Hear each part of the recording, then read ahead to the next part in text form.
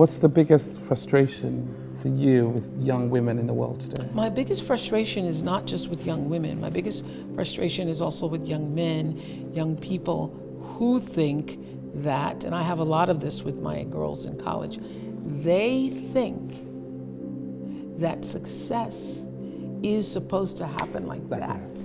Yeah. They think that there isn't a process to it.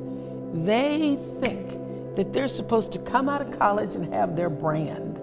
And I recognize now that I am a brand, but I was resistant to being called a brand for many years because I was like, I'm a brand, I'm not a brand, I'm a person. But how I got to be a brand was not trying to be a brand. How I got to be a brand was every day making choices that felt like this is the right move, and now that's the right move, and now that's the next right move, the next right move. And so my frustration with young women and young men is that they think it's supposed to happen like this, and they don't understand that there's a process to it. Social media. Yes, social media. You did not get to be editor of Vogue magazine by not working and working and working and working and working to get here. I love the theory of that there's 10,000 hours behind anybody who ever gets to be successful. Life has dreamed a dream for you. And your goal, your number one job is to figure out what that dream is. And align yourself with the dream. Because the dream cannot come to you unless you're willing to meet it energetically in the same place. So if your energy is off, which I say to my girls all the time, they could teach this class right now, on being in flow. If you are not in flow with God's dream for you, with life's dream for you, if you are out of order, if you are out of sync, it cannot come to you. It will not come.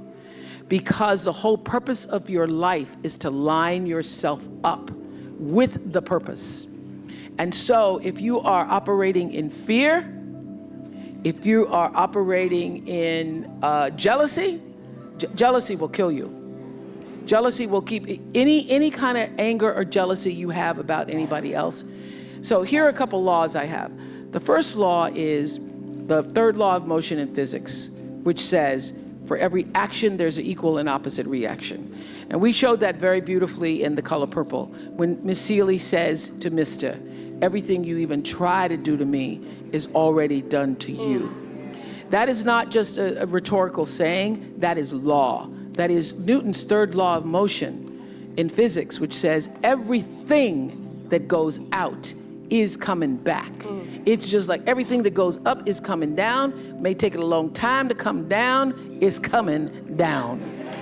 Everything that goes out is coming back, it's coming back. So to answer the power of manifestation and meditation, what meditation does is sync you up with the source. What meditation does is allows you to literally tap into the power that created you so that you are in alignment with that.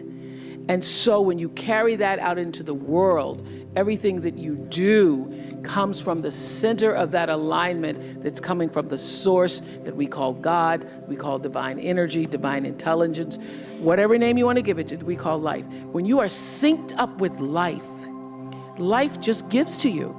It opens doors, it creates experiences, it allows you to meet people, things show up you never thought were going to show up, and you are doing what is the purpose of your soul being here.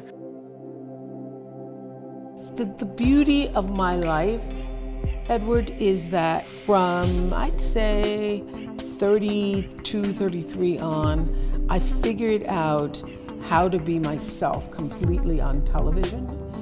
And all these years, I have made a fortune, really, being myself. So I'm never not me. I'm never not the person that you see. You know, there are days when I am more open and warm than others.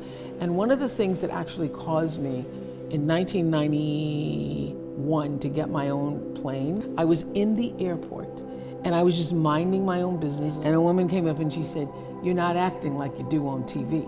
Oh. And I said, what's that? She says, well, on TV, you're hugging everybody and you're just sitting here and you're not hugging away. I'm just sitting here, ma'am, I'm just waiting on the plane.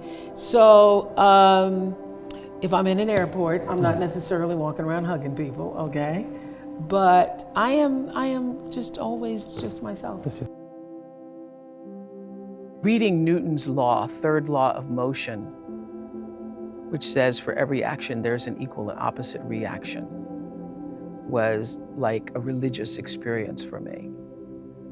I just understand, all my bells and whistles and lights and dancing emojis went off because I could see that. I'd experienced a little bit of that in The Color Purple, that beautiful line where Whoopi, as Miss Seeley says, everything you try to do to me is already done to you. That struck me in particular in the movie.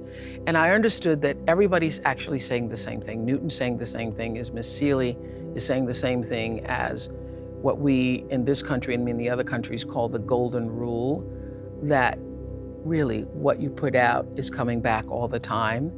And what really struck me is that it's not do unto others as you would have them do unto you. It really is when you do, it's already done, because that's law. That's why everything, this is what I wanted to, if I leave you with nothing else, it's just know this for sure.